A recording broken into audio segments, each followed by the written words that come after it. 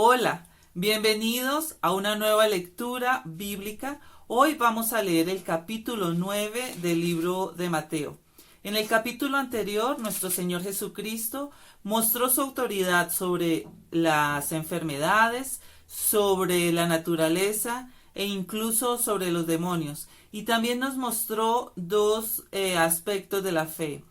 Los discípulos que perdieron la fe en un momento de angustia y el centurión que por su gran fe fue que recuperó o sanó su hija. Entonces ahora vamos a continuar con la lectura. Vamos a disponer este tiempo en manos de nuestro Señor. Dios, Padre eterno y hermoso, te damos gracias, Señor, por este tiempo que nos permite de leer tu palabra, de escucharla. Te pido, Dios, que estés en control absoluto de nuestros sentidos, de nuestro corazón, que tu palabra sea semilla fértil en nuestras vidas, Señor, en cada persona que toma su tiempo para escuchar esta lectura, Dios, que seas tú cumpliendo tu propósito en cada uno de ellos y en mi vida. Te doy gracias en nombre de nuestro Señor Jesucristo. Amén. Entonces vamos a iniciar con la lectura del capítulo 9 del libro de Mateo. Titula la primera parte, Jesús sana a un paralítico.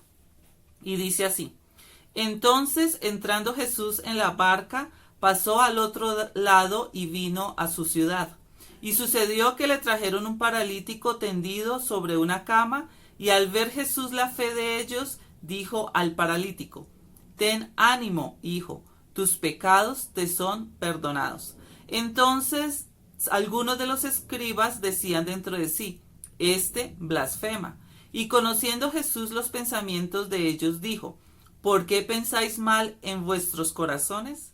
Porque, ¿qué es más fácil decir? ¿Los pecados te son perdonados? O decir: levántate y anda. Pues para que sepáis que el Hijo del Hombre tiene potestad en la tierra para perdonar pecados, dice entonces al paralítico: levántate, toma tu cama y vete a tu casa. Entonces él se levantó y se fue a su casa, y la gente al verlo se maravilló y glorificó a Dios, que había dado tal potestad a los hombres. Pasando Jesús de allí, vio un hombre llamado Mateo, que estaba sentado al banco de los tributos públicos, y le dijo: Sígueme, y se levantó y le siguió. Y aconteció que estando él sentado a la mesa en la casa, he aquí que muchos publicanos y pecadores que habían venido se sentaron juntamente a la mesa con Jesús y sus discípulos. Cuando vieron esto los fariseos, dijeron a los discípulos: ¿Por qué come vuestro maestro con los publicanos y pecadores? Al oír esto Jesús les dijo: Los sanos no tienen necesidad de médico, sino los enfermos. Id pues y aprended lo que significa misericordia quiero y no sacrificio, porque no he venido a llamar a justos, sino a pecadores al arrepentimiento. Entonces vinieron a él los discípulos de Juan, diciendo: ¿Por qué nosotros y los fariseos ayunamos muchas veces y tus discípulos no ayunan? Jesús les dijo: ¿Acaso pueden los que están de bodas tener luto entre tanto que el esposo está con ellos? Pero vendrán días cuando el esposo les será quitado, y entonces ayunarán. Nadie pone remiendo de paño nuevo en vestido viejo, porque tal remiendo tira del vestido y se hace peor la rotura. Ni echan vino nuevo en odres viejos. De otra manera, los odres se rompen y el vino se derrama y los odres se pierden. Pero echan el vino nuevo en odres nuevos, y uno y lo otro se conservan juntamente. Mientras él les decía estas cosas, vino un hombre principal y se postró ante él, diciendo: Mi hija acaba de morir, mas ven y pon tu mano sobre ella y vivirá. Y se levantó Jesús y le siguió con sus discípulos. Y he aquí una mujer enferma de flujo de sangre desde hacía 12 años, se le acercó por detrás y tocó el borde de su manto. Porque decía dentro de sí: Si tocare solamente su manto, seré salva.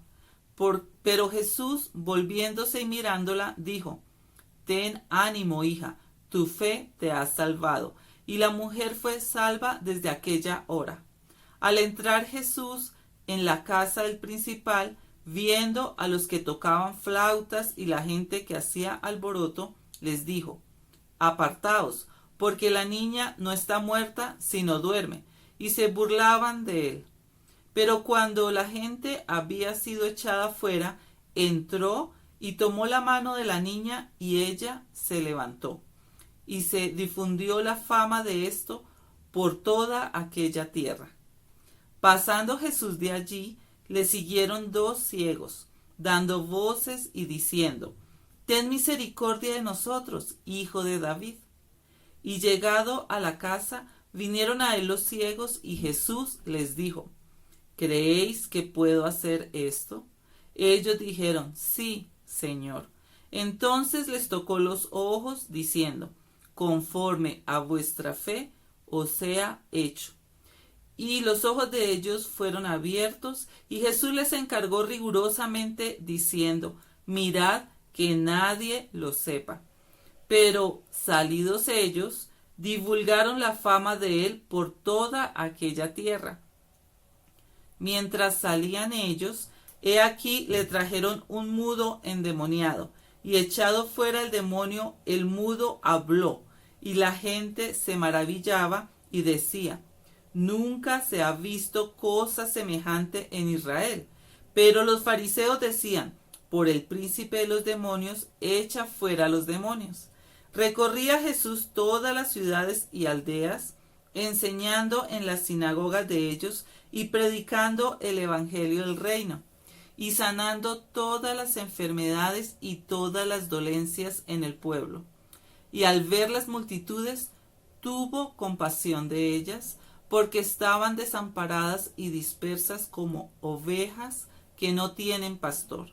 Entonces dijo a sus discípulos: A la verdad, la mies es mucha, mas los obreros pocos. Rogad pues al Señor de la mies que envíe obreros a su mies. Aquí finaliza el capítulo 9 y vemos que nuestro Señor sigue mostrando su autoridad sobre la enfermedad, sobre la muerte, sobre los demonios, e incluso muestra su autoridad para perdonar pecados. Y los fariseos luchan con esto, luchan bastante.